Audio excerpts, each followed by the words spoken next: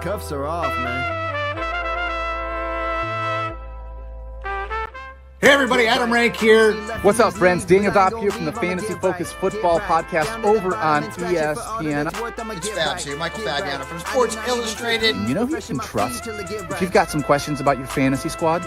Want to check out a cool show on YouTube that'll help you get ready for the fantasy football season? Check out the Get Right Fantasy Network. Check out the Get Right Fantasy Network. If you are not subscribed, what are you waiting for? You want to lose your league? Head on over to YouTube. Check out the Get Right Fantasy Network because they're doing everything they can to make you a better fantasy player. You got to get right with the Get Right Fantasy Network. So go and roll your sleeves up. Yeah, go and roll your sleeves up. And I'm getting down cause I roll my sleeves up. And I'm getting right cause I roll my sleeves up. And I'm getting down cause I roll my sleeves up. And I'm getting right cause I What up, world? Welcome back to the Get Right Fantasy Network. I'm here, good old Mike Herrick, with my good buddy, Kendall. What's going on, brother? How you doing? Hey, man, it's been a wild and crazy week. Just happy it's draft season here. I think I probably have 5 or 6 slow drafts going on, about 10 fast drafts down. I think I got about 15 more this weekend. So, yeah, just getting geared in, getting keyed in. You know, you go through all this mock draft tournament, right? And you're watching people experiment with things. You're doing the same thing yourself, and then it gets down to like, all right, it's go time. And you know, even my first couple of like low money drafts or like, you know, some of the listener league stuff, I like to mess around just a little bit. I'm still taking it pretty serious, but once you get like a real draft or two down and you see how the board's getting played, you see what people are doing, and you realize just how out of pocket ADP is. And I'm at the point where I'm comfortably reaching 20 spots past, just kind of getting dialed in. So I feel as dialed in as I ever have been. Streaming this tournament is definitely the best prep I think is probably out there in the YouTube streaming space for sure. 30-second clocks, drafting every single day. So we'll see how that translates to this year. But we got a best ball tonight, so changing up the format a little bit, but the ultimate test of a drafter, because it's all you get. All you get's this draft. So I'm looking forward to it. I want to see what the boys do. These guys have clearly been through the paces, had multiple rounds, and had to show up on Friday night when it counted and make it happen. So I think we're in for a good one.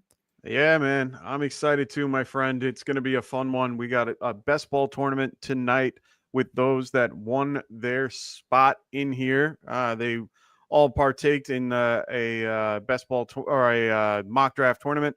And we're going to be pretty much mimicking Underdog. So these guys are chopping at the bit. I've been teasing that we are going to be starting any second. So just give me 1 second to pull everything up for you guys. We got the board right here. We'll go over everybody in a second, but let's get these guys going. And we can get this thing going, even though I don't know how to count. Because I haven't seen Rafi in a sec. So we're going to get this thing going. Like I said, we got Rafi Bomb in the 101. We got Dr. Ken, Doc Watson. We have Ralph Dennis. We got Perk Almighty in there. We got Breaking Ball, who was a last-minute ad. We appreciate him coming in there. We needed to make sure we had everybody. Rafi is hopefully not asleep right now. That would be great. I'm going to pause it because I'm not starting this draft like that. He was all ready to go. We took a couple minutes. Let me make sure he's here because I'm not getting 2 guys in a row. We're not doing this. So Rafi, we need you here. If you're watching, get in there ASAP. I know that we took a couple minutes. Maybe he doesn't have service. I'm not going to get him to that point. We are not starting with an auto draft. I'm sorry. Either that or he'll join when he can. I know it's definitely happened before. So Yeah, he's definitely got the 101, so it's not like he's drafting out of position or yeah, I was anything. gonna say I think the pick is in either way if we need to, and he can be back before then. I'll hit him up Alright. in the Discord. Okay. So we're gonna just resume. I just wanted to at least give him an extra second. Sorry, Rafi. Yeah. Everyone else is waiting. We started a little late. Sorry, everybody. We were just trying to get our thing full. We didn't want any auto drafters, and he was one of the first to respond. Unfortunately, we took a little too much time, so I don't blame him. We got Dildos in the house, Pastor Sauce, Vince in here. We got Ryder, Nick Rock, and Bubba Time. Everybody participated and did a wonderful job during these mock draft tournaments. So we thank everybody for their participation. We really hope that the rest of this goes well for everybody. I'm already starting to see. Oh, there he is. He's back. Come on. Oh, and Ralph. Come on. We never have autos. Should I just change the? I'm at the point of wanting to change the pick counter to a minute just so that we yeah. Okay, Rafi's back. We're good. I think they got a little bit confused by the draft time, but I don't know. I think we run it, but we can figure it out back. as we need. Everyone's back. Yeah, We're back. good. We're okay. Sorry, everybody. This is what happens when you do things live. We were just trying to make adjustments. It's very hard to kick somebody out and bring somebody in right after the draft time starts. So just a little bit of insight for those that try starting a league. Just make sure when you start a league to have everybody present prior. That's it. Just, keep that in mind when you guys roll forward. Anyway, we got our draft moving now. Everybody's here. We got everyone past the first round. They all know they're supposed to be here. This should move pretty quickly now that we're getting this started. We are doing, like I said, it is a underdog best ball. So 1 QB, 3 wide receiver, 1 flex, half PPR settings, 10 bench. Pretty simple. So, nope. Other than that, yeah, there's been a ton of news. The biggest one is not fantasy related, but it kind of is if you really think about it. Biggest news: Micah Parsons getting traded to the Packers. Big deal. Signed a monster deal. This is going to be something interesting, I think. I think that this helps out Dak and CD more than it helps anybody. What do you think? Yeah, I mean, I think it helps the entire offense. Obviously, they're going to need to put up about 30 points a game to be competitive. So I think it helps them across the board, especially, some of the folks like Ferguson, right? We know he's a decent red zone weapon. He's had low catches, but high red zone usage in the past. Just got signed to a big deal. So, the team has some faith in him. Dak's spoken out about him a little bit. So he's already going nearly undrafted or, 13th, 14th round. So he's got a little bit of a spike in value. CD can't get any higher than he is. I was already taking him ahead of JJ. He really can't go any higher. But I think the folks that were spicy on Pickens, like if anything, this is one of those. Yeah. Pickens can't be your guy anymore because now he's everybody's guy. So the chances you draft Pickens have actually gone down because now everyone is going to be in on it. So, from a real draft perspective, right? Like when you talk about rankings, you can have someone high in your rankings and still almost have no shares of him because the community has talked him up a little bit. Right. Ricky Pearsall and Mick Ibuka, right? These are 2 guys that, I've been talking about them for quite some time. Oh, yeah. They're my guys, but I don't get to draft them because someone's going to go extra spicy and have them a little bit early. Same with Amari and Hampton. So, I am rising them in my rankings. I like the Dallas offense a little bit more, but what it does from a draft theory perspective is it just makes late tight end that much more viable because you can grab Ferguson in the double digits, the late double digits, not just like you can get decent tight ends 10 and 11, but I think you can get him 13, 14 near last pick. And I think that's pretty solid. So Yeah. it does a little bit. It makes Jaden Blue, I think, a little bit more of a good draft pick as well. We know he's the more explosive back. Yeah. Javonte is a good pass catcher, but we expect Blue to be the more explosive change of pace guy. So I think it elevates Javonte a little bit as a good pass catcher, someone who doesn't make rookie mistakes. Agreed. He caught a lot of passes even last year when he wasn't so good over at Denver. I expect him to be, I think he's at a point in his career, plus the injury, where no one loves drafting Javonte. It's a tough click, but it is. That offense goes, it's probably going to mean there's more. Ramondre had a lot of fourth quarter needs to catch a bunch of passes. I think he could kind of luck into that a little bit. So that's a click that's not so bad for me either. Yeah, no, I agree. I mean, I'm a big fan of Javonte in general. I was big on him prior to the draft process and, before you were drafting your leagues. I mean, this weekend is probably one of the biggest draft times of the year. I mean, everyone pretty much goes either this week or last week. And he's definitely somebody that's on my board where, I was looking at. I'm not really high on the Cowboys O-line, which is the only reason that it prevents me from taking anybody like Javonte, just because, I mean, yeah, he'll be involved in the passing game a little bit, but he doesn't have the burst that he used to. So it makes me kind of defer to somebody else. And then, like you said, kind of grabbing a, Jalen Blue late it feels a little better. Somebody that I can use much later in the year if I have to. I just see that offense they're going to have to stay in games now. This defense is horrible. It will be horrible. I'm sorry. If anything, Dak was already pretty high in my rankings, but this only goes higher. This puts Dak into a range of outcomes where, look, the same reason that we love the Cincinnati Bengals offense, now Dallas may have eclipsed that a little bit. So I think the chances that Dak has to throw 35 plus touchdowns this year it is kind of like my midline for him. I don't know how Vegas moved Dak's touchdown pass line, but I might be looking at that a little bit for some futures betting there. But Dak was already a guy I liked as a later value pick, but he gets a bumped ahead of Purdy. He gets bumped ahead of Herbert for me. I'm not a big Kyler Murray fan. I think it's tough to know when to start him. And I think for sure Dak is up there for me. So Kyler was kind of going like QB 7, 8, in that kind of range. I have him at 11. So I'm with you on that. I have Kyler basically. I just don't want to draft him. But I think Dak is officially top 10, but higher. Dak moved to 9 in my. I had him at 11 originally. I moved him up to 9 with the news. I like him a lot, and he pretty much. I grabbed him in most of my leagues in like the 13th round, 14th round. I think he can go pretty much in that area still.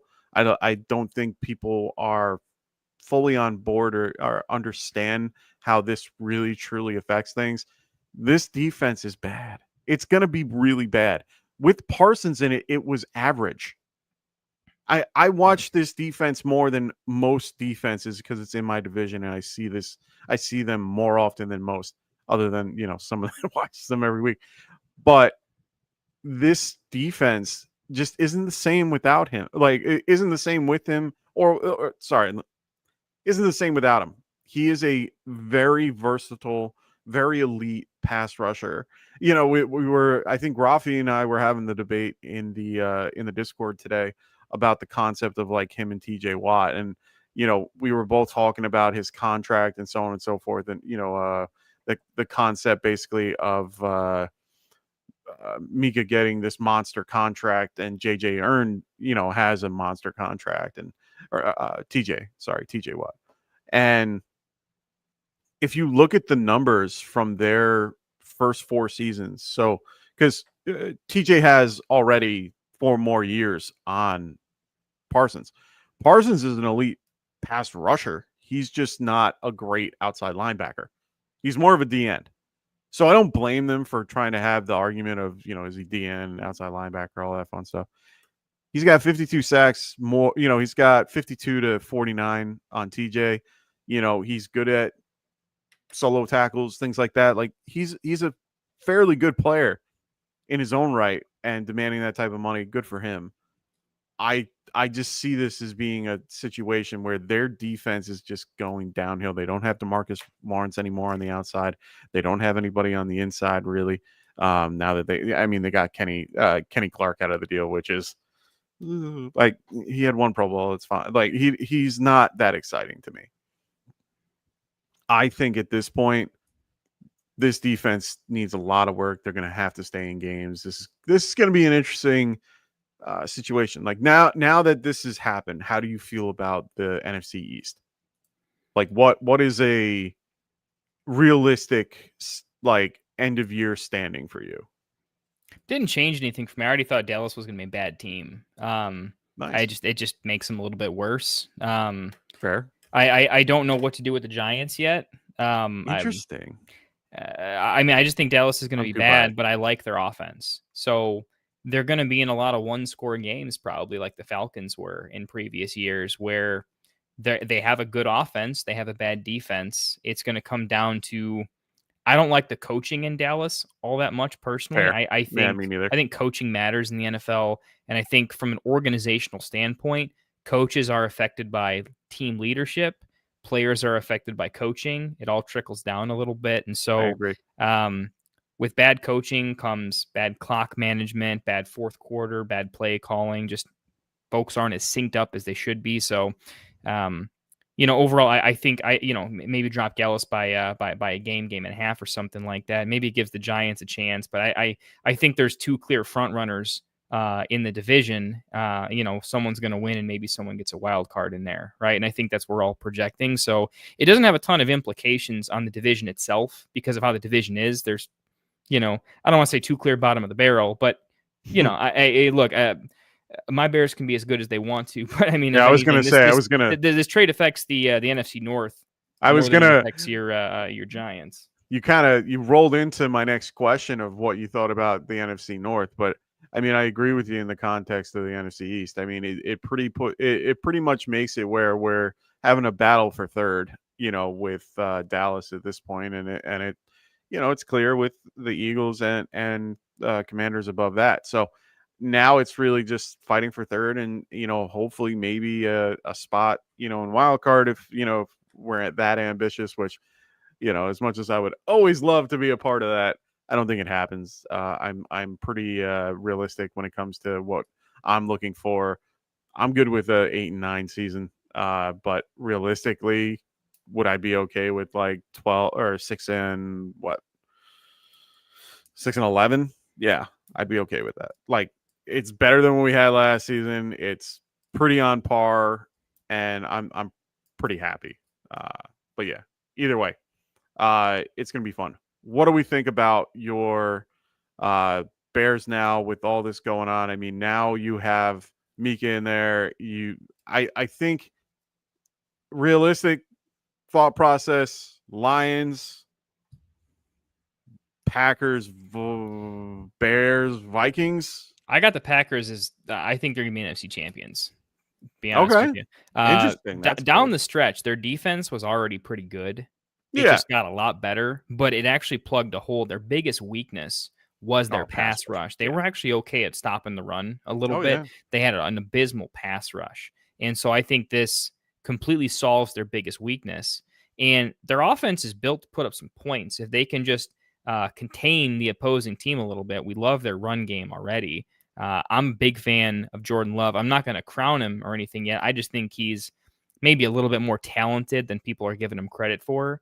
I think I like my quarterbacks to be athletic in the modern NFL, and I think Jordan Love fits that archetype. I think he's got good receiving weapons around him, a good tight end, and I think a good tight end is, if you look at the teams that are going deep in the playoffs, all of them have good tight ends. You look at Super Bowl winners past couple of years, all of them have a real chalky good tight end over there, right? So, at the end of the day, I like a lot of the pieces. And I say this as a Bears fan, but I think the Packers are really putting it all together. They got a great run game. They got a quarterback who's healthier. They got him a true number one weapon that I think can do a lot of things for him, stretching the field a little bit. Dobbs can do still decent stuff. He's okay. Yeah. And then I think Kraft is a pretty nice weapon as well. You got to respect the run. stuff the box. You can't always do some more hard coverages. So I think they're going to be tough to stop. I think they have a chance to be probably a top 10 offense. I won't get them in top 5, but I think the Packers are going to put up some points. And Agreed. with the defense you look at the NFC North, right? Detroit, they have a great run game, but their great run game is opened up by their passing game is also pretty lethal, right? Yeah. The Bears, look at how many weapons we have on offense. I hate that they now have a pass rush because that's an area of the field I think Caleb's going to be pretty weak at, right? I think Caleb can beat for teams sure. with a poor pass rush. Teams with a good pass rush can force him into some turnovers, and so that's not super fun, right? The Vikings have a rookie quarterback and a strong. What's a rookie quarterback's worst enemy? And that's a pass rush because the speed of the game is a little bit faster than in college. So I know he's not a true rookie, but I think they added a player that specifically attacks the offensive weapons in the division. It does a lot for them as a team. And I have them as my projected NFC champions this year. Yeah, no, that's crazy. I mean, honestly, for like you guys, your strength is the middle of your O line, not your outside. And you guys are gonna have a rough time with Parsons on the outside, and it's going to be interesting. I'm excited for this season to start. We are less than a week away. I cannot wait. We got a Thursday and Friday night game this year, as we did last year. So I'm excited about that. We got so much news going on. Even with the Packers, we got Jaden Reed. He had a Jones fracture. A lot going on with the Packers currently. Apparently they didn't solve this with surgery, so they're letting it heal on its own. And there's a lot of different things that can happen with that. Just be aware of Jaden Reed this season. I've been low on him in general. I've never really been a Jaden Reed fan.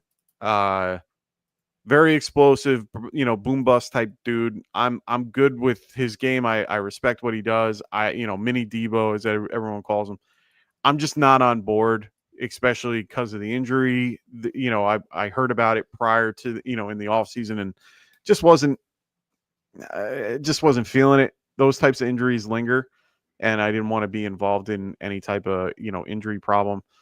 So just be aware of that. We had a couple of suspensions come through. We'll go through the small one first, and that's DeMarcus Robinson. He's been suspended for 3 games. He is now on the 49ers. This is getting a little bit more intense now. They have nobody. They just signed MVS the other day off the waivers. They don't really have anybody there except Ricky Pearsall. Downing's got hurt or is on IR, I think, if I remember correctly. Kyle Jennings on IR. Jennings banged up. They got Sky Moore as this potential guy to get in there. Nothing, not worth it. So I mean, right now it's only Ricky Pearsall and George Kittle to catch passes, other than CMC, of course. Brian Robinson being there, so they might have to lean a little more on the run and, might have to focus that way. But the big news, prior to us coming on, the last few days is we finally figured out what Rashid Rice is doing. He's going to be suspended for 6 games. Does this change anything for you? I mean, I know it changes things for me. I originally thought it was going to be the 4 games played, 6 to 8 after. So it was kind of, I'm losing out on a lot. Now that we know it's 6, are we a little happier, I guess?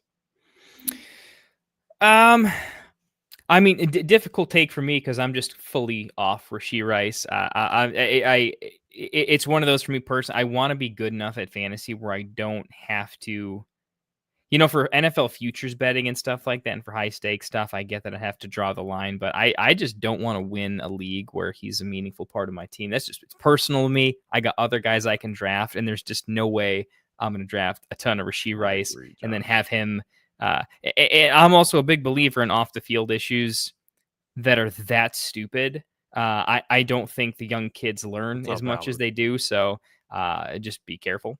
No, I agree. I mean, I was expecting 8 games, to be honest. I think Worthy's going a little bit underrated. People kind of all saying like, oh, well, he only did good after he inherited the Rashee Rice role and all this stuff. I think these are box score hunting. I watched the games, and yeah, he made some rookie mistakes like a rookie typically does. What happened to the year 2 breakout narrative? Did we forget about that? Or Yeah. No, I as much get as it. we love, Malik Neighbors year 1, as much as we love BTJ as a rookie and stuff like that, right?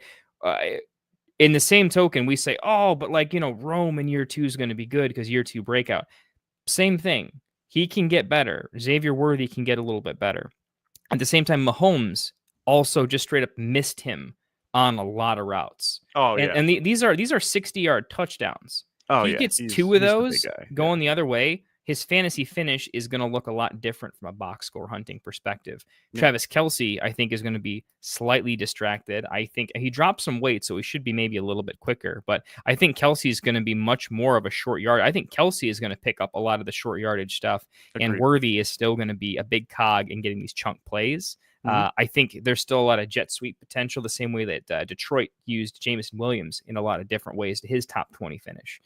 So while I think there's still some volatility in Worthy, I like Worthy more in a half PPR setting where, there's other guys in the range like a Jalen Waddle I'll prefer over him if it's full PPR, but you get me down to a half PPR setting, and I think Worthy is going to be quite nice. There's something to be said about chemistry with a quarterback, and what works in the early season is going to work better in the second half of the season.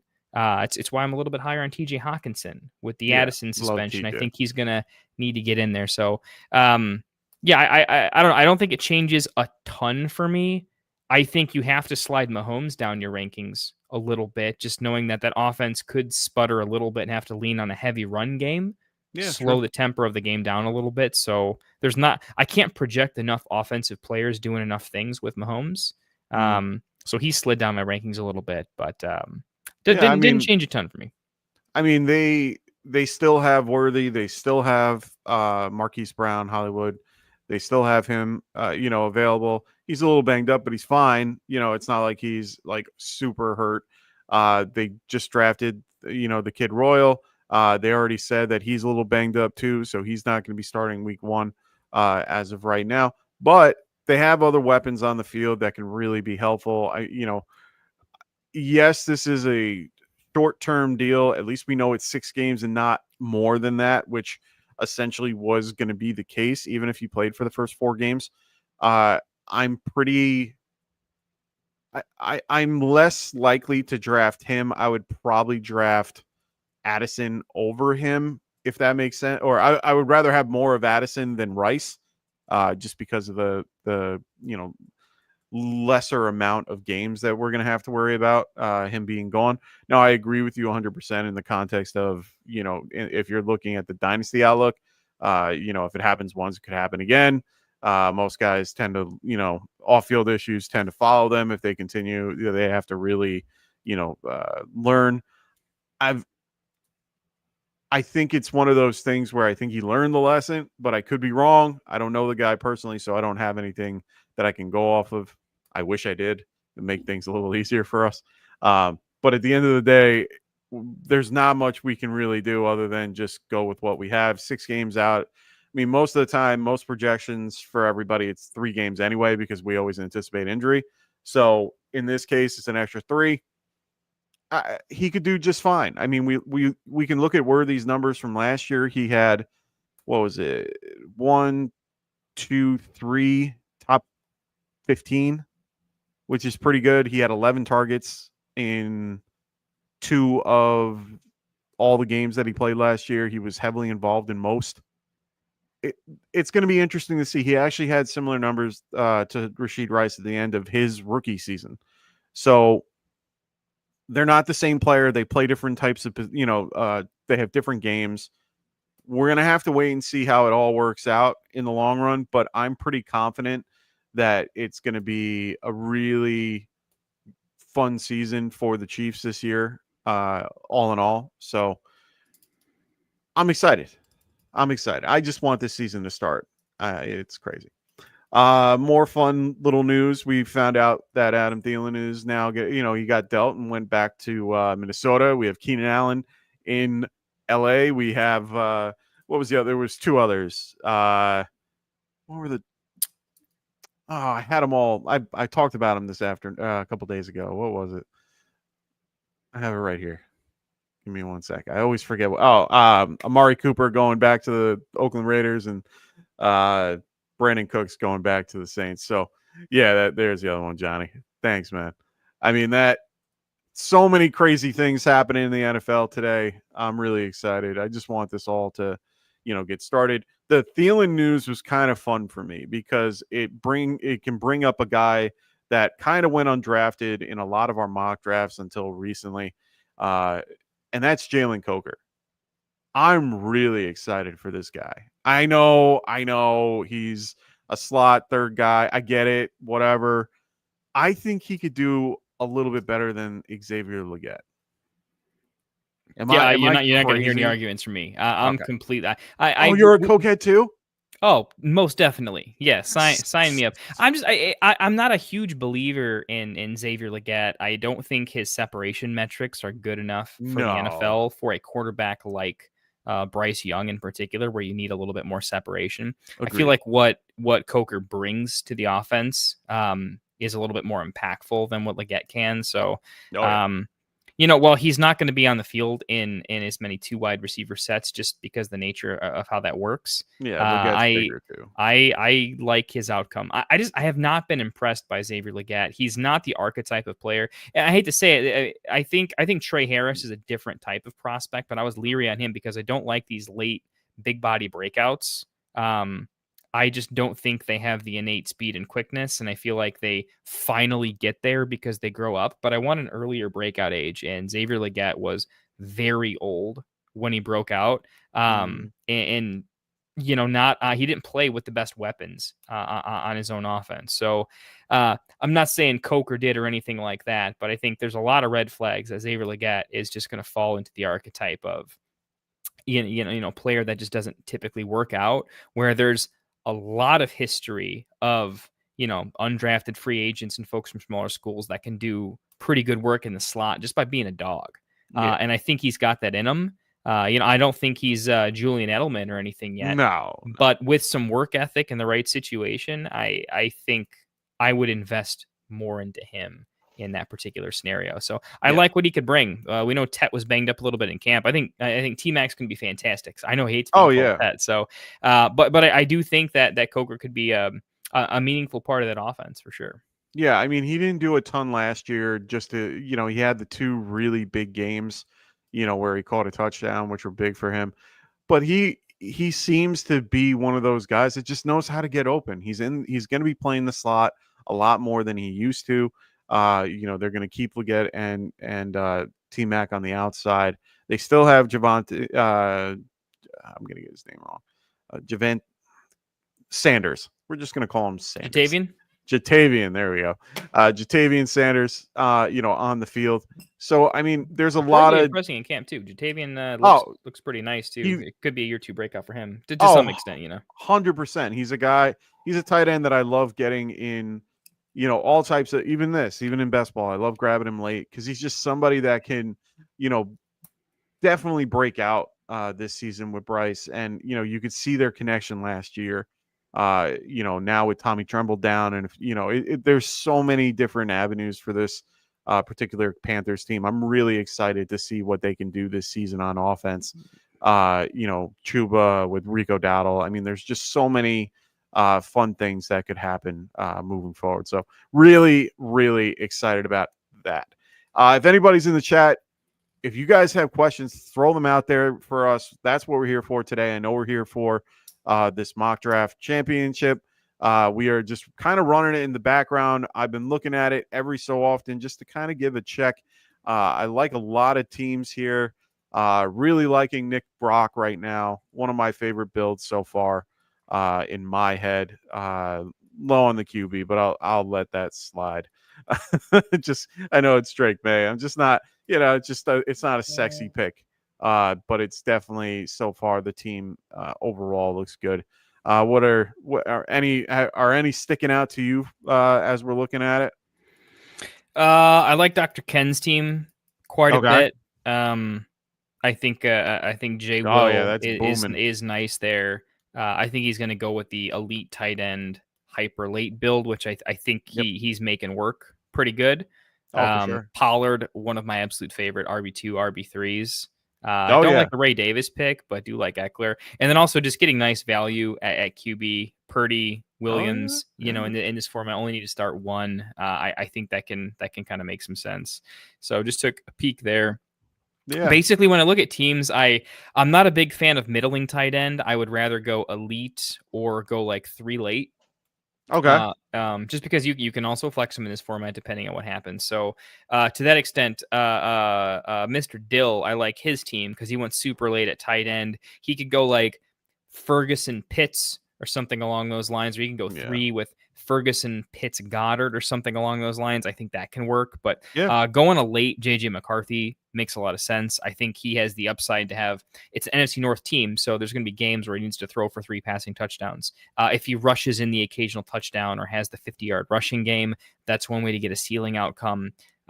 Plus, he has, Jade in there as well, so like that a little bit. And he's got all red zone weapons in Evans, Kupp, and Pittman, which are quite nice. I gotta look around the board just a little bit more. Generally, I want to go a little, in best ball compared to how I was grading the mock draft tournament. I want to open the doors to have running back value later on. If you went RB heavy, there's a lot less value in a lot of the later running backs. Like I like Eckler late. I like Dylan Sampson late. Yeah. I like a little bit of Trey Benson late. I like some Braylon Allen late. So I like doing the like hero RB build where I can play for some elite upside, get those elite wide receivers early. Where in redraft this year, I'm quite a bit liking more 2 elite running backs or hero RB, but I want a solid, stable RB2 and RB3. Basically, I want my RB3 to be no worse than Jaylen Warren, Pollard, J.K. Dobbins, or Austin Eckler. I want someone that if something were to happen, I am not fully screwed by week 2, 3 at running back because it's managed. Where in best ball, I think you can push the risk a little bit further. And I just want an elite ceiling at 1 or 2 wide receivers minimum. So I'm kind of looking for those builds. And like you mentioned, Nick Rock, definitely went there. I'm not the biggest Nico fan, but I admit, he is what it is. I probably would have gone Puka BTJ instead of Nico. I think Nico over Puka is suicide, in my opinion, if I'm being honest, in the way that offense should hold up. But I like that quite a bit. Like Doc Watson still kind of ran 4 wide receivers. Basically, by round 6, I want someone to have 4 wide receivers, or at least by round 7, I want 4 or 5. And I'm liking Doc's too. I like the idea. I love the build. It's a lot of upside, a lot of big body guys that have a lot of, it's just, and it's solid, and it's exactly how you put it with, Bijan, Kyron, and then going with the solid group of wide receivers. Tracy has a good 7th round pick, grabbing Kelsey in there. The Najee pick I like a lot, honestly. I think a lot of people are really down on Najee with the concept, of everything that happened, and then all of a sudden he's getting ramped up now. I think Najee's going to be just fine starting week 1. You saw the tape, I saw tape of him at practice. He looks pretty good. Yeah, I think his ADP is, I think, at a proper level for the right build. It's very healthy. Yeah, I mean, we know their offensive line did get a little bit banged up. That's unfortunate, but I still project them. They've got a good defense, and they project to be a good offense. There should be some good red zone opportunities for them. They ended up letting go of Vidal, one of their picks from last year. I mean, it's crazy that they let him go. They only have 3 running backs on the roster, one of them being Najee. They must feel good about him coming back and being available. And the only other guy behind them is Hassan Haskins. So it's one of those things, man, that they just want 3 big body guys to run the living shit out of it and just consistently, they got 3 well-built guys to be able to do that. So, Najee tends to turn out 1,000-yard seasons. We got Omarion Hampton coming off of, coming in as a rookie. And then, Haskin, for his credit, he's a ploddler, but he's a big dude, he's 6'2", 245, if I remember. He's kind of like a mini, I think he is like a mini Derrick Henry. to an extent. So, I mean, it's one of those things where you're pretty much looking to just pound the rock, throw it, every so often with using play action and, setting it free with Justin Herbert, who can definitely do that with the group that he has. So this Chargers offense, I want some piece of it. I don't care who it is. I'll take Tyler Conklin. I don't care. I want some piece of this offense. Yeah, I know. But still, I want a piece of the offense. I think that this offense is going to be something really scary in the AFC West, honestly. I think they're going to give the Chiefs a run for their money. I think they will too, man. Omarion Hampton is going to be a league winner. He's definitely making my league winner video for sure. I just think he is different. I was able to grab him in one league, and I was just shocked that I was able to get him. So it was one of those scenarios where you just, like when a guy falls to you and you're just like, wait a minute, he's here? I can pick him? That's what happened. And I misspoke. Haskins is 6'2", 228, but still, that's a big dude. Yeah, he's going to vulture a little bit. I think he will. Late stages, last couple rounds here. Yeah, we're almost to the end of this mock. Really excited for this group. They've been waiting to do this all week. It's really, really great to have everybody here and doing this mock. I really appreciate everybody in this mock. If you're listening, thank you. Really appreciate everybody in our community as well. It's going to be a really fun season, everybody. I cannot wait that next week we have real NFL football week 1 starting up. Make sure you guys are checking out our website. We're going to have rankings up every week 1 and on. So make sure you guys are checking those out. They should be out, or they should be changed roughly every Tuesday. They should be updated probably Wednesday, roughly. So make sure you guys are checking that out if you're looking for our rankings. Also, we're going to be working on some stuff this year. We're still going to have our waiver wire show on Monday with Frank and company. We're also going to have a Wednesday show. We're also going to have a Friday show. Phil's still going to be doing something on Thursday. We're going to be changing up Friday a little bit, but not in a bad way. I think it's going to be a good thing. I think you guys are going to enjoy what we're going to be doing on Fridays. So don't stress. I'm also going to be here Sunday morning to help you guys out with last minute start sit decisions and actives and inactives at 11:30. So I'm excited for that. Honestly, I'm just can't wait to get back into that seat. But yeah, really excited. Keep a lookout. We're going to post it on the Discord once we nail some things down and make sure we have everything the way we want it before we start announcing things too crazily. So you excited, brother? I'm so excited. I'm as locked in as it's ever been. I'm super excited to get the season underway. I want to see football. I mean, I have done more leagues this year than I think I ever have. I think in total, same. Between dynasty and redraft, I know it's different. I didn't do that many new dynasty leagues this year, though. I think my redraft total is 32 right now. Holy shit, bro! So that's 32 drafts. Wow. That I have I either have done or will do in the next couple of days. Wow. So it's fun though. At this point, I do. It's weird. It's tough for me to like comment on the draft boards because I know exactly what I would do at every single pick on the draft board. Yeah. At this point, I just have to. I have so many drafts running at the same time. I had 3 fast drafts, 1-minute picks going at the same time, all at the same time. I got 3 screens. I got 3 drafts. It was no problem, right?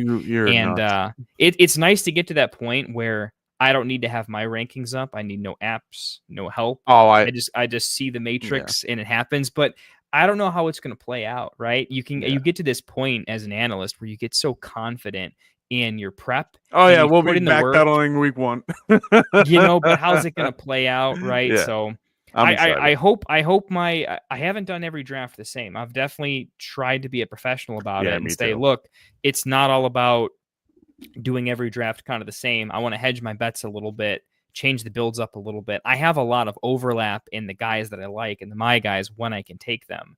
But for instance, drafting at the turn this year, the late turn, has forced me into some crazier stuff, just because you're taking the you have to bottom of a reach lot a of little bit. tiers. Yeah. Things get a little bit weird. And so I've had very different drafts from the late turn, from the middle. And I think that's been kind of fun to watch a little bit. So Yeah, I've had a good mix of everything. I had a couple in the, I had one randomly at the 101, which I wasn't expecting, so that was nice. I had one at the 104, 106. So I stayed a little bit more 106. So I stayed a little bit, it was a little spread out this year. I didn't really have a lot near 12 though, except for a best ball draft. But beyond that, it's been pretty spread out. I did three drafts in one day. They were all live, except for one. It was quite fun. It's always a great time to do them live. I prefer doing it live than, instead of over computer. It's not the same. It's not, you don't get to shit talk, and you don't get to, give everybody shit. Like, I love watching the videos where people put Ekimus say Brown on the board, things like that. Like, I love being able to just talk shit the whole time, but there's also other things that's a little annoying too. But it's honestly, it's quite interesting to watch. If you ever do live drafts with your buddies, it's just fun. We always have a good time. I have one guy that constantly just talks about his picks. Oh, who's gonna pick this guy? Like, and I just sit there and like I yell at him every freaking year, and he's like, "But you say everything about injuries," and I'm like, guys, I say it after the pick, and I don't say shit about it until you make the pick. So if you're gonna go pick some dude that I know that's gonna be out for the next 4 weeks, I'm gonna laugh at you, and I have all the right to. But don't sit there and go 4 picks prior to that person that on most people's boards it's 4 picks. Don't sit there and go, anybody else taking this guy? Like, shut up. Just shut up. Just shut up. And he knows who he is. He's not listening, but he knows. He knows. He just knows. He knows. And I got him when he was like really drunk too. So it was just one of those scenarios. Like we were trying to take bets on seeing how drunk he could get, to the point where seeing if he could sleep outside in the person's house that he was staying at, to see if we can get him to sleep on the lawn. That was the goal. I don't know if it happened, but I did hear that it was quite a fun time. Oh man. Oh dude, tons of fun. We have a blast when we do ours. Yeah, we'll see. I guess from the draft, I think the biggest thing that I observed from my first 17 or so drafts was the way that sleeper ADP works. Everyone assumes that they're going to wheel one of the running backs they like. Yeah. And it does not happen.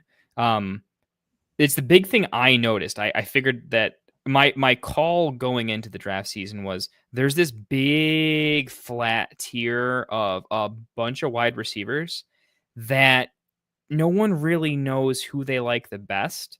And so everyone wants to play the ADP game, because do you want to take Pearsall or Igbuka or Rome or Ridley or Waddle or any number of great great wide receivers?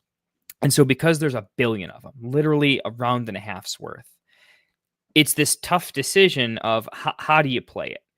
I was under. Cheers, mate. My biggest call was, at that point, I'm going to make sure that I lock up. God forbid I don't have an RB2 at that point. I'm going to make sure I stick that, right? But I'm probably going to take my RB3 early, which feels bad, right? I know all the pros out there. Everyone wants to go blue, best ball, wide receiver heavy. I'm like, it's a draft theory scarcity thing where I want to create the run. I draft tier based, right? I want to grab a guy in a tier that I like, right? I'm going to reach for Pollard, RJ Harvey, Austin Eckler, this kind of, round 5 through 7.5. I'm just going to take it a round early if I have to. Right there, boom, no problem. I did that in 1 week. And then everyone who decided to take wide receiver and then see what happens, consistently I was seeing the oh shit. Like, oh no, now I have to reach for a running back a round and a half early that I don't want to. But if I take another wide receiver and get screwed again, my whole draft is like actual toast. Oh yeah, shot. Right? Yeah. Especially in your 2-2-2 leagues where it's only 2 wide receivers and 2 flexes, but not 3 wide receivers where you can get away with just ultra heavy wide receiver because it doesn't matter. If you nail all your wide receiver picks, you can start 5 of them. But in the 2-2-2 leagues, it's just a little bit different. And I was constantly seeing a lot of regret. And me reaching for my RB3 was really good because I would still, I might pass up on just looking at the board here, like the Rome, Flowers, as high as Devonta Smith, Waddle, but that big long tier, I would sacrifice the top end of that tier and the middle of that tier to grab my running back. But I would still pretty consistently get Egbuka, Pearsall, Downs. Who else am I really liking? The very end of that tier might be Cooper Kupp, but like a Deebo Samuel, a Diggs. I was really, really happy with that as my wide receiver 3. And so that's a down tier from like the Ridley, Waddle, Rome kind of level. But for me, it's still pretty flat. But what I wasn't doing was having to go for I don't have to take a Scatterboo or anything like that. I wasn't in this what am I going to do? But that leads to my next little quick point that I realized is if I'm in that situation where it's a 3 wide receiver league, specifically 3 wide receiver double flex, could be a single flex, either way, then I'll play the game a little bit more. I will double tap that range of wide receiver that I think is my favorite range. I think that's we talk about the RB dead zone, but last year the dead zone won everyone leagues, right? If you had Demont, if you had not Achane, Kamara, right? Those were or Connor. Those 3 were just supreme picks. Their advance rate was through the roof. I will double tap the wide receivers in that range. I'll lose Pollard. I'll lose Harvey. I'll lose Eckler. I'll probably lose Jalen Warren. I might lose J.K. Dobbins. But what I was finding is when I went down that route, I just had to man up and go with my gut in my rankings, which I have a lot of the handcuff, the high level handcuff. I have them as not just high level handcuffs. I have them as hey, I'm playing to win, not playing to get third place. I might as well embrace a little bit of risk. And reaching, not kidding, in ADP, technically I'm reaching 2 to 3 rounds, like an obscene rich. But I would take Ollie Gordon really early. I would take Dylan Sampson. So there was drafts where I'm taking in order. I got boxed out at that tier of startable running back, but then I would take Braylon Allen, Ollie Gordon, Dylan Sampson, and all of a sudden I'm I absolutely love my team because I think these guys are borderline startable. And they're all my league winners. And so if I got boxed out of that startable RB tier, the biggest mistake that I saw was it's okay to just reach for your league winning, in your opinion, running backs, even though in ADP you're assuming you're making a mistake, right? And I would just eat it and say, look, I don't have a tight end yet. So I'm going to have to eat. I'm probably if I have 6 bench, I'm going to take 2 tight ends. But I was having to deal with I'm going to do the Kincaid Pitts, double tight end because it's my actual last 2 picks. Because everyone's in on Kraft and whatnot, or everyone's in on Ferguson. So I don't know, for those listening, that was my biggest, when I went with that, either take the RB3 ahead of everyone else and watch a lot of regret, or if you get boxed out of that tier, do your thing, make good wide receiver picks, but don't screw it up by then taking a quarterback and then taking a tight end. Punt, and fade. Take the RBs that everyone's playing the game at the handcuffed RB at that point. Take them, watch everyone cry, and then you can still get your Drake May, JJ McCarthy hyper late if you need to. Your Ferguson, your Brenton Strange if you need to. That type of thing late if you need to. But I think the rest of my build is so damn solid that I'm fine with it. That also led me to taking more Brock Bowers than I ever thought was possible, because in the range where I want to take my late tight ends, I realized the entire fantasy community is in on the same 3 to 4 tight ends late. Because everyone's in on it late, what if I just pivoted early? And so I have way more Bowers than I thought I would. So if Bowers has a bad season, I'm in trouble. Anyway, that's the story of my drafts so far. It's the only way I could fit all of my guys into my draft is finding out ways to rearrange the pick orders. And, yeah. So we got Perk going. I got sniped on H.A. Chase, Brown, Bucky, TJ, and Jacobs. So basically the whole second round, all the way to Perk. And then he ended up drafting Drake London. Fell, and everything I had on my mind set on went out the window. It's normal, man. That happens. I can't tell you how many times it happened to me. I could do as many. It was kind of funny for my home leagues. One of my home leagues, it's a 2-person keeper league. So you have to have an idea of who's going to be on the board, who's not. Everyone, for 2 keepers, 10 team, it's 20 guys off the board already. So you got to have an idea of who's not going to be there and when. And, so guys kind of get pushed up a little bit, if you will. So, if you normally draft somebody in the 6th, it's usually in the 4th, things like that.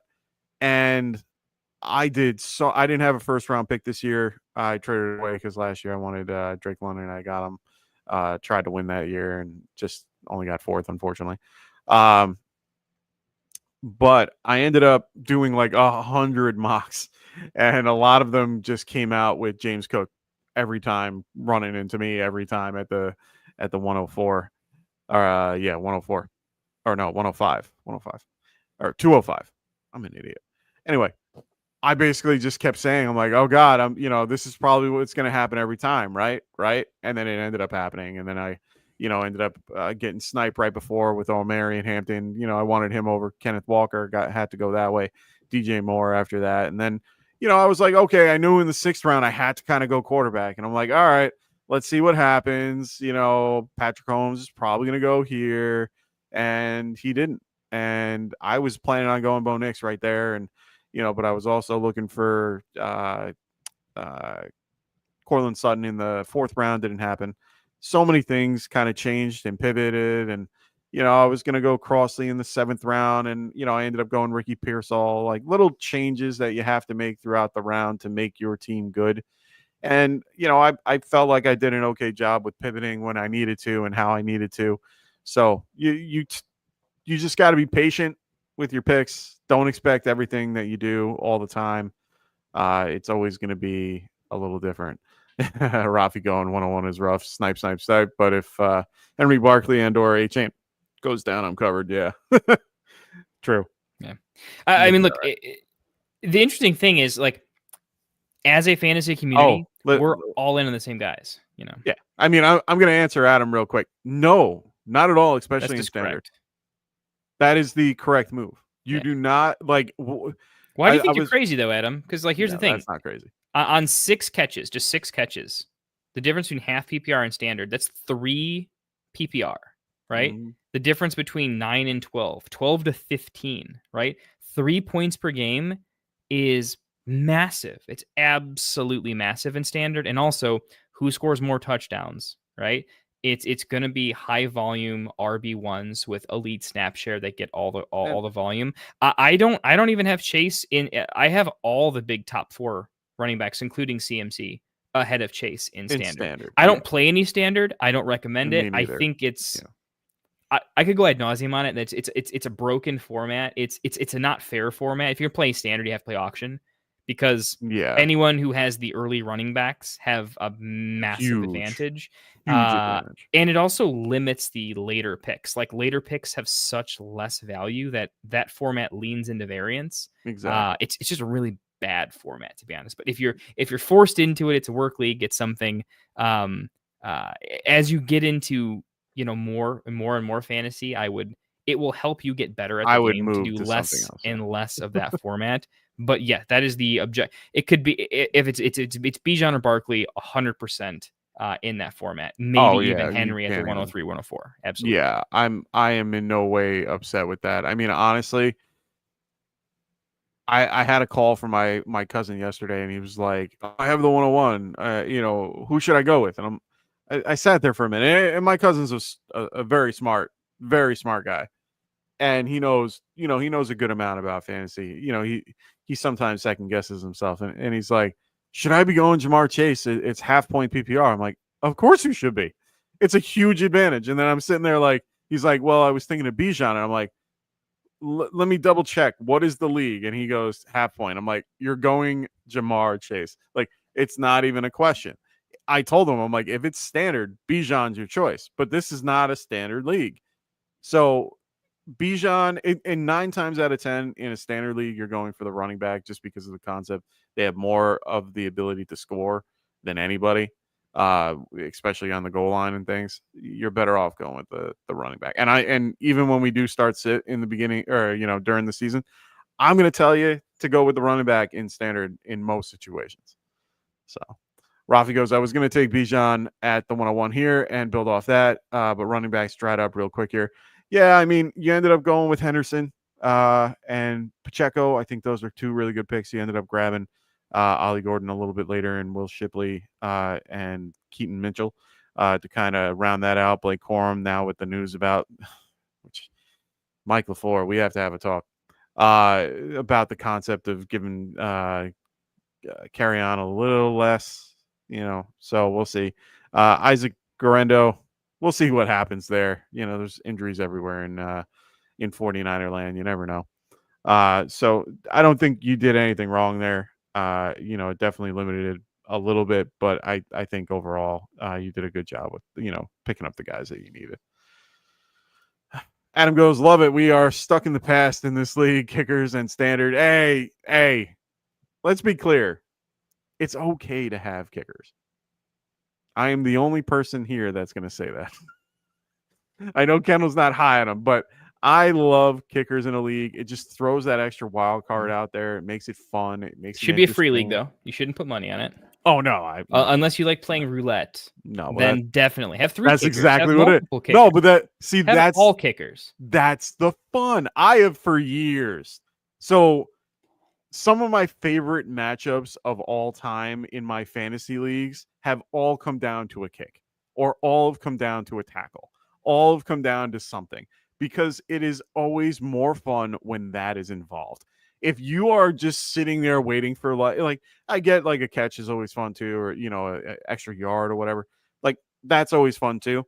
The kicking is always more exciting. You sit there and you're just like, oh my god, and then you're just freaking out over it. There are just so many things that can happen, and kickers are a big part of it. I don't like the team defense as much because that throws in like a whole nother dynamic. Like my league wants to bring back, like they took them away and now they want to bring them back.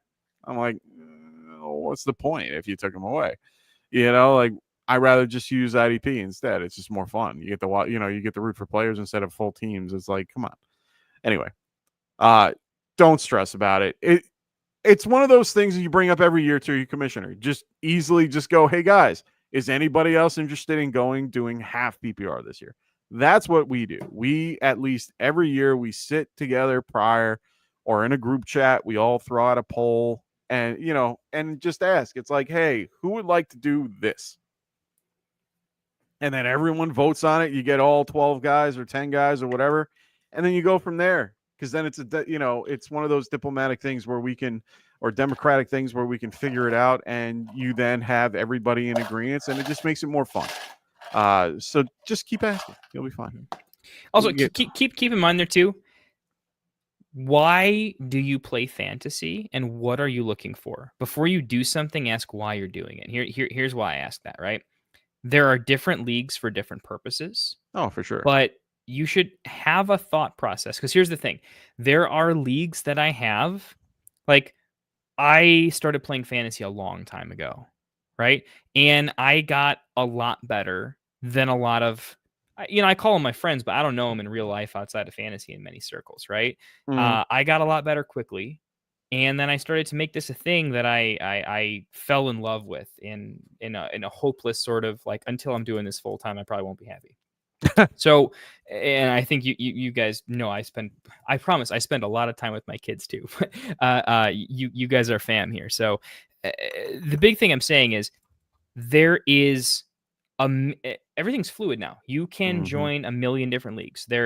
If you were in our Discord, you probably had 10, 15, maybe even 30 different opportunities to join a different league. Right? Oh yeah. There were so it is many. very easy to get into a league that that fits your style, right? When I started getting ultra competitive, I needed to do the old mentality of you got to play against better competition if you want to see how good you really are. Oh, right? 100%. So I had to get in a more, sometimes it's high buy-in, sometimes it's just higher buy-in, but it's from a source of ultra competitive people.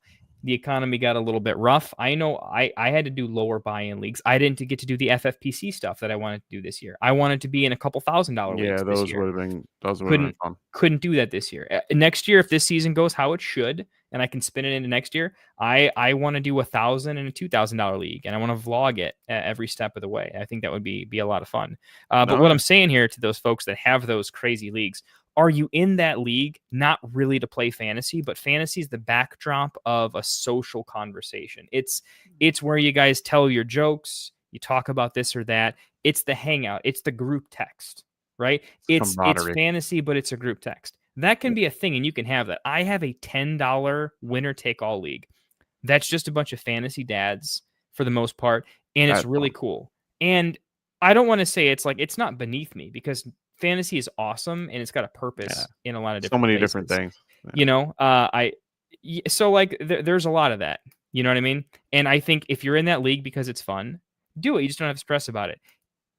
But if you want to play competitive, go do that too. But there's a difference. Don't try to make your casual league competitive. That's a mistake. The players you're playing with are not going to have fun with that, right? Telling them, hey, kickers are archaic, standards are archaic.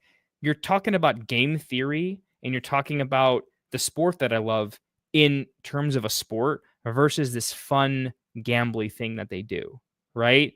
It's a $5 buy-in poker tournament. That's really what you're doing with your buds at that point. So spread it out. Have different leagues for different purposes, and understand, what's my portfolio looking like? Do I want to keep my casual league? Are you in 5 or 6 other leagues that you don't really enjoy and you're desperate to have them change? Leave. Go join other leagues. Go meet new people and new circles of people. When I expanded my own little league tree, I met great league runners that run 30 different leagues, and I met lots of cool people doing that. And it's a fun way to expand your horizons and that sort of thing. So just think about why you're doing each league you're doing and what you want your fantasy year to be, and then go from there. Don't always force rule changes on a league that's not meant to be. I'm going based on the concept that if this is like that home league that you want to do a little more with, like sometimes, we've done that 100 times. We've changed rules and changed settings all the time. I mean, it's part of the game. But yeah, Kendall's right. I mean, if it's just a fun little tiny league, that you guys enjoy it. It's the fantasy's supposed to be fun. So we got Philadelphia in here going, I'm just here so I don't get fined. What's up, brother? How you doing, man? Perk goes, felt good about my pivot in this draft. I've been super anti-early QB, and now I got Josh Allen. The irony. And then you stare down the value, and you're like, what am I supposed to do? Dude, I get it. I've had a couple of drafts like that, and I'm just like, wow, it just worked out, in some scenarios. Raven goes, I was going to go triple hero RB and then smash running backs for 5 rounds after. I mean, I think he did pretty good overall. I mean, Gibbs, Hubbard with, I get that. Like, it would have been nice to get a guy like Kyron over London, but I like London a little more. So, I would have probably been doing the same thing that you're doing right now, or that you did. Yeah, Perk, I definitely wouldn't go triple RB though. No, you want to go double hero? I'm in. The 3 RB smash, stylistically it feels right. Well, I mean, he could have went Cook. That's a mistake. He could have went Cook, and then it would have been a little bit more, and then leave for the the late round QB and grab someone like Herbert, over White or something like that. Well, so this is something I only know from doing way too many leagues. If you do that build and you're like, oh, these 3 running backs, you're also going to feel good about your next 3 to 4 wide receivers. Yeah. Where it's going to be a problem is when the wide receivers become a flat tier of, I don't want to say meaningless, but a flat tier if you are trying way too hard to get them in your lineup. Yeah, I've had the better picks in the ultra late rounds are running backs, and you're not going to need them. They're going to be meaningless because this is a 2 RB 1 flex league. And if your RBs are uninjured and you hit your ceiling outcome, all of your late running backs are going to be completely wasted picks when they are objectively, we all know this from fantasy strategy, they're the best picks late. They can score 20 points a game in the 14th round because of how replacement value works at the running back position, where, if Neighbors goes down, I love Wandale. You're talking to two of the biggest Wandale truthers out there. He is not going to have Neighbors level production or even No. 85% of it. It's just not possible. But if Achane goes down, Ollie Gordon can absolutely be 85-90% of Achane in any given game. That can happen. Sure. So the problem with that specific triple, I'm talking, this is the difference between 2 and 3. But it's a big difference. Going 3 RBs that early is an objective mistake because when you win, you lose. And that's a big best ball thing. You don't want your ceiling outcome to be muted because you had a bad pick order. Fair enough. I like it. We got Breaking Ball going. I know I went tight end with a third, but I figured Fields would be passing a lot of garbage to, well, you mean J.J. McCarthy would pass to Mason. And then he can't hit Wilson. He's talking about Mason Taylor. Taylor Mason. Okay. Mason And hit. Okay. Yeah. There you go. I don't hate that. I like Mason Taylor a lot this year. He's going to be in a good situation. Even though I'm not a big Fields fan, I do think he'll. He could be a good red zone weapon. I mean, this is a team that doesn't necessarily. 100%. Garrett Wilson is an elite red zone weapon, but if they decide that they're going to take away Garrett Wilson, I think there's a ceiling outcome where we didn't expect Laporta to have all those touchdowns, but it can happen. There's been years where we didn't expect, like Jake Ferguson is a great example of Ferguson's Dallas has huge. great options. Ferguson caught a lot of touchdowns. Dallas Goedert's had some decent touchdown outcomes. So I like that specifically in that if they have to pass in the red zone, it's not a terrible idea. And honestly, going 3 tight ends is not completely horrible. It's another reason why you want to open up. You want to figure out a pick order situation, and I'd have to look at Breaking's team here. Well, no, I mean, I like it because it makes it. You have Hawkinson Andrews though, so actually, I'm a much less fan of it now. Well, see, I'm the opposite. I don't mind it at all. It's one of those scenarios for me that I don't mind running 3 tight end in a best ball league because what we've seen in the past is a ton of guys getting hurt on tight end, and then you have nothing. I've had best ball leagues where I'm out on tight end because both my tight ends got hurt. I want to have at least one viable option in one way or another. I don't care who it is at that point. I want somebody viable that's going to be open, be there. I don't care if he makes 3 catches a game. I just need somebody to get points. That's fair. The counterpoint is your league has to be trash if you think you have a shot at winning your league. Come on now. If you have two broken tight ends, and you're saying your third tight end who's the only one that's healthy. Well, we can't predict. See, that's the other thing. You can't predict injury, so it's so hard to even think that way.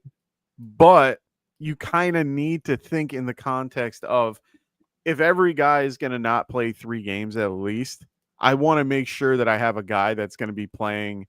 Because, let's just say out of the 3 guys you pick, all 3 of them missed 3 games. And you're hoping that they're all spread out, let's just say. You want at least one extra because everybody else is going to be doing that. One less guy.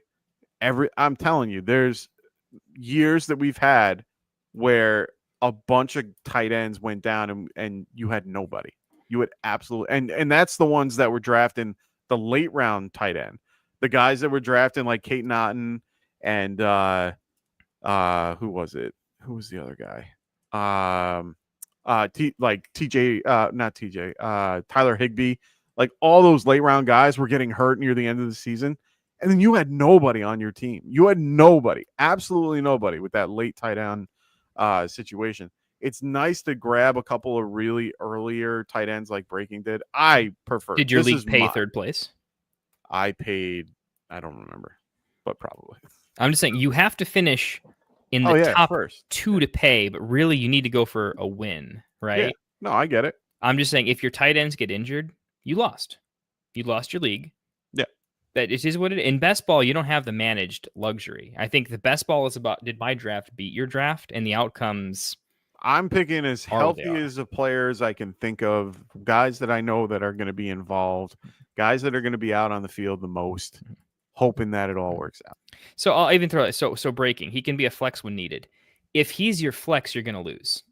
Yeah, you don't want him to be your flex. Like watch the ETR guys are really the math wizards on this. I've been studying up on this for years at this point. The idea is if your tight end 3 is getting flexed in, you're probably not winning your league because it means you did not absolutely smash the picks that you needed to, right? If you're playing against me and you're flexing your tight end, yeah, that's not I'm having 15 points in my flex because a great wide receiver or a running back that was scoring 2 points a game came in for an injured starter and is, oops, 80 yards and a touchdown. There we go. Right? It's just, how often are they scoring more than 10 points in your flex? Because if your flex is getting you only that 10 points, that's the great way to get third place. It's just not a good way to win. And in best ball, even getting second place is a losing strategy in fantasy because if you get second place a bunch, you're barely cashing. I would rather have losses and firsts than seconds and thirds. Like across 10 leagues, I need some first place outcomes. And if I'm not shooting for first place outcomes in the long term, you're not going to be a winning player in best ball is the idea. Now in 12 team best ball, where it's not large field, this changes the strategy a little bit, right? Because you're not playing against 2,000 other players for a massive tournament ceiling outcome. You have the ability to maneuver it a little bit. So it's more justifiable for sure in 12 team, but you waited long enough to where I don't really care about the other players in that round. So because you specifically took him where you did, and I don't really care about Blake Corum that much or Hill that much, and we went deep enough. If you had taken him in 14 or 15 or something like that, I would take more issue with it. But because you took him where you did, I'm happier with it, I'll say. But yeah. So Ethan, the reason why there's so many, or in this case, we're doing best ball. So this is a best ball league that we just drafted for our mock draft of champions, just so you're aware of what's going on. We have a question from Travis here. JJ McCarthy and Jaden Higgins for Olave, Swift, and a late 26th second. JJ McCarthy and Jaden Higgins. First, Travis, let me know a little bit more about this. Kind of want to know if it's one. Yeah, that's my assumption too. But is this one QB, full PPR, half PPR, things like that? Those are very helpful for this particular situation. For me, it's probably Olave, Swift in the late second, just from my look at that right there. That's just my assumption based on what I see. This is tricky because Swift is interestingly enough the key player. So if you say Swift is unusable next year because the Bears trade for or draft somebody because they wanted to, and they will at some point, if Swift becomes dust in 2026, just pretend the trade is JJ and Higgins for Olave in a second. Then how do you feel about it? Still feel okay about it. Olave still, he'll be there for at least another 2 years, or at least another year. I think Higgins could pass up Olave as soon as next year. See, the way that we keep talking about the Houston Texans, it just keeps feeling more and more. You guys know that he's third on the depth chart behind Hutchinson. You guys know that he didn't pass Hutchinson during training camp. Noel is still low. I'm not crazy high on Higgins yet. I understand why people are so high on him. I see the appeal.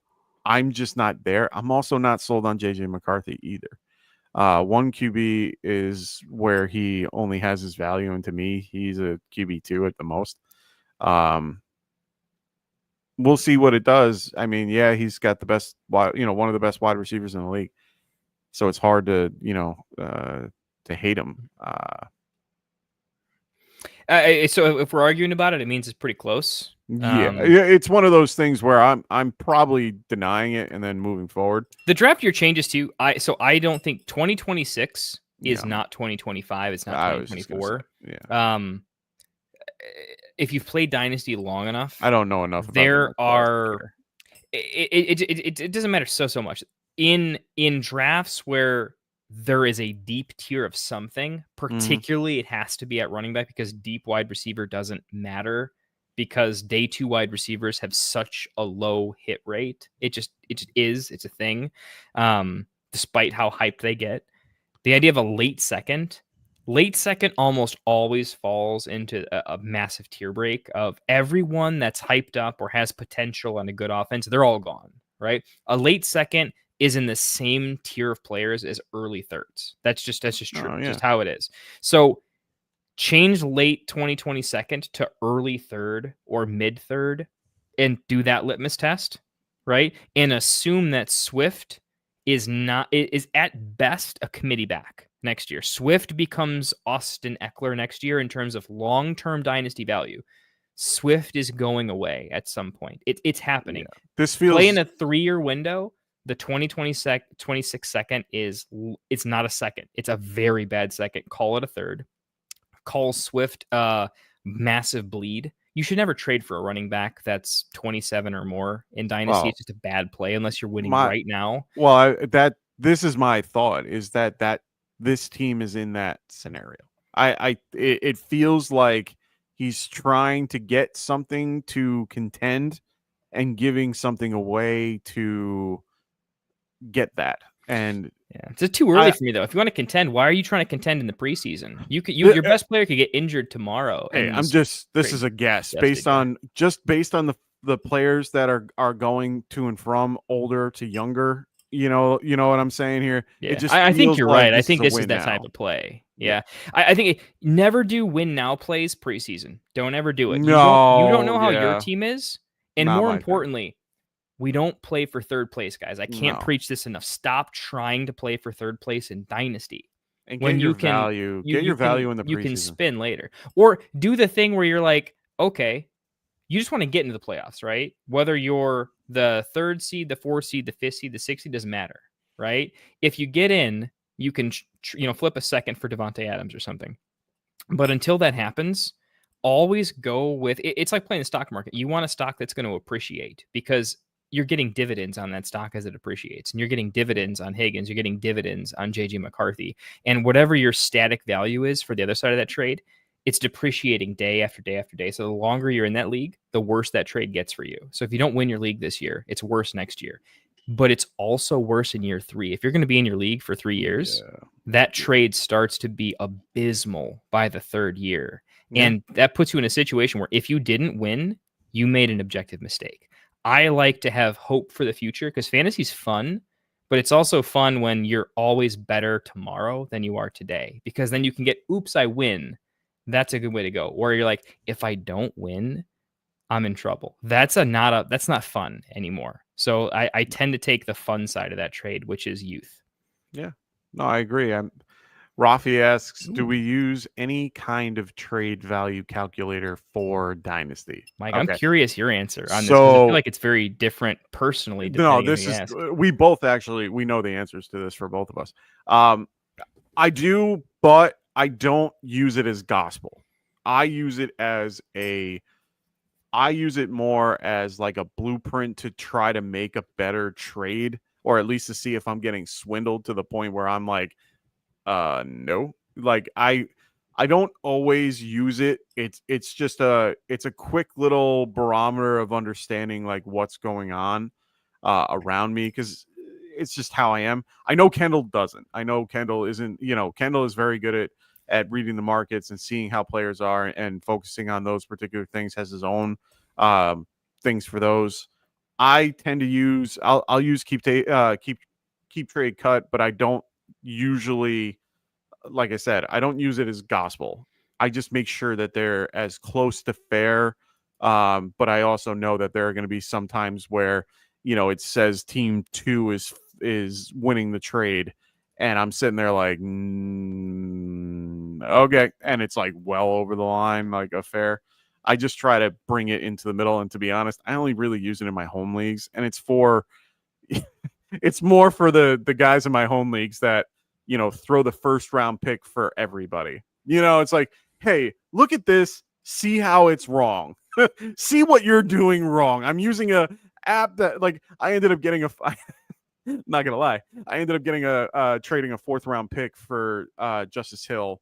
Like I did all the, it was a little more complicated, something like that. But it was because of that, because I literally went onto the site, I typed in the parts of the trade, and I sent it to the guy, and I'm like, dude, just because he wanted like a 5th, and I kept telling him that it was like well below value. Like you're trying to screw me right now. Like, and it was only a 5th or 4th round. But my whole point is that he was trying to get way less than what he was, and then I sent him that, and he's like, fine, and then he hit the button. So I'm like, for me, for home leagues, it works great to give that little extra if some guy is really pushing this like whole agenda of like, I need a 1st round pick for, Tootin or something like that. Like, this is when you can go, look at this and see how different we are right now. Like, that's what I use it for. I don't use it as like a true gospel. I understand there's wiggle room for everything. Yeah. And to be fair, me and Mike should have different answers because I'm a dynasty specialist, right? No, so he is well more versed I'm in a dynasty absolute dynasty nerd in that type I'm of the thing. redraft So guy. stick around for another year. I will never come out with a trade calculator, guys. I don't. No, It's they're not that I don't believe in them, because I think it's a useful tool, especially if you're trying to establish a mental baseline for how dynasty evaluations work. It's very helpful. Don't ever use one calculator, though. Let me be very clear on this. You should always have 2 to 3 that you compare against each other to give you a more nuanced read on the market. 100%. And then always make sure you're using some. I have some I'm going to recommend here. I'm not paid by them. I buy their kits. I don't buy them anymore because I plan on selling you my stuff at some point. Coming very soon. But there are good like the Flock Fantasy. I think what Mason Dodd and his crew does is fantastic. I think he's got a good mental beat on the game, and he's an absolute degenerate that completely sold out, quit his day job for fantasy. I can't be a bigger supporter of what him and his guys do, right? That's a nice calculator because they also have, like, at the bottom, it's the trade samples. But his trade samples are not keep trade cut, because keep trade cut has a bunch of casuals in there where the trade comps can be bad. Oh, they're really his trade comps are mostly from guys who are paying a decent amount of money to be there and submit their trades. And it's pretty competitive league. So you're seeing real competitive comps. And that's more valuable than the objective baseline, is looking at the comps and what people are structuring. But you just need a baseline. But understand that every baseline in a calculator has no context. And context is almost more valuable than whatever it says. Because there are some builds where something makes perfect sense. There's some builds where it makes 0 sense. I was gonna say, we have that for our salary cap dynasty league, where my salary cap stuff does not come into play. We have guys that are, I have Puka Nacua for $2. That's sexy. Oh my goodness. Oh yeah, it's fantastic. He was drafted. Well, he was drafted in like the 6th round, and he was like $1, and then I grabbed him for $2, and I got him for $2 in a trade. Anyway, but it doesn't incorporate that into the calculator at all. So when I'm making a trade where I ended up trading Saquon Barkley and I think it was a 1st and a 2nd, and got Puka back. I got Puka for like a Puka in a 2nd the year prior, or the next year. There's a reason why that worked out, because I had Saquon Barkley for $38 or $35, and he had Puka for $2. It worked better for us because we understood the cap value and how it works. So it doesn't incorporate all of that. It's really, you got to know what league you're in. You got to understand the people you're working with. Thanks for hanging, Adam. Appreciate it. Yeah. If you're not already, join our Discord. If you are, thank you. If not, join it. We have a great group. All these guys in the chat are in there. Really awesome community. We actually answer every question. We're not big enough not to. Yeah. So we try to get in there. Ask the rest of the community. I have sold my soul to that Discord, and I will give you paragraphs. I will literally write you a leather-bound book. So hop on in. It's free. I'll charge you later once you're hooked and I've won you some leagues. We'll get there at some point. But for now, it's free. Hop in. Chat will help you. If you need a link, stick around. You found us on YouTube, so you know you can find us. We'll answer everything. Yes, sir. And Rafi, just to give you an idea, there are multiple calculators. He was saying the flock, DLF, football guys. Yeah. Football guys is good too. I like good. football guys. It's a good community of good people. Oh. Good people in real life, importantly, which is nice. Yeah, absolutely I was love gonna, those guys over there. Say that too. Yeah, can't met shut them all. They're enough. Great. DLF is good bang for your buck. I think football guys are I want to call them a little bit pricey since I want to make money from this, so I can eventually support myself on fantasy. But DLF, I got grandfathered in. DLF used to be $5 a month. And that really got me going on my dynasty brain. I think they're pretty good value. So I think football guys, dynasty league football, DLF, and flock fantasy. Those are 3 of my favorites because they have trade comps. Yeah, they are like in real life, in the grind. And like they're not too big where they're just reliant on some AI telling them stuff. Like they care. Another one, I think 3 for 30 does it too, but I have to double check them. But they're good too. They're just a good community in general. Yeah. So they have a lot of good stuff going on, or going for 30, or going for 3. Which one? Going for 2. That's who I was thinking of. Oh yeah, I'm in Super League with those guys. Yeah. The owner of that site's in Super League with me. I just started connecting with those guys. They're really good people. Smack them up this year though, because my Super League team is going to win some money for charity this year. It is disgusting. Mike, if I ever have a chance to show you this like live on screen, my God, this is the best draft I've ever had in the history of fantasy. It's literally that good. It's like the definition of I understood the format and everyone else was just like sitting on the sidelines. I don't think anyone read the rules. I'm going to be honest. It was insane. I'm going to win the whole tournament. It's going to be awesome. I love it. So hopefully we answer your question there, Rafi. All right, boys and girls, that was our mock draft of champions. I mean, these guys really appreciate it. They're going to have an opportunity to win some money at the end of this. So we will be helping them with that once that happens. They got a full year. So we'll check back in probably halfway and see how people are doing and all that. So we'll give them a chance to do that.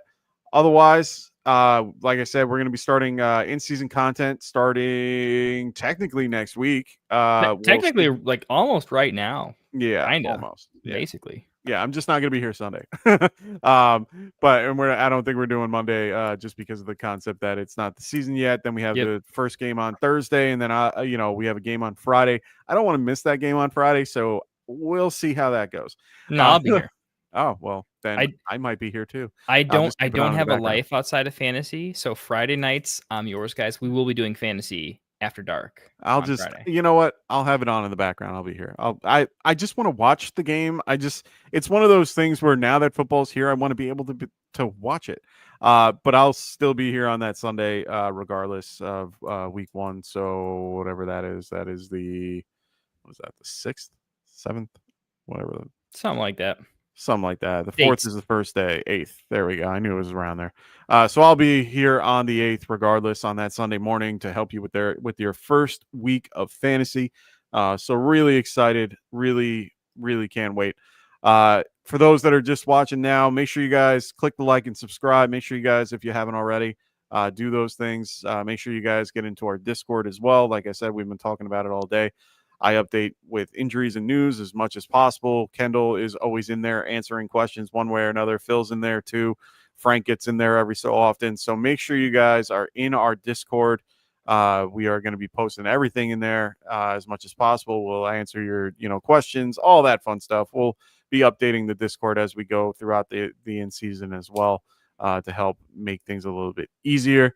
There's the Discord link for you guys in the chat if you haven't seen it yet. Otherwise, thanks everybody. I hope everyone has a wonderful Labor Day weekend.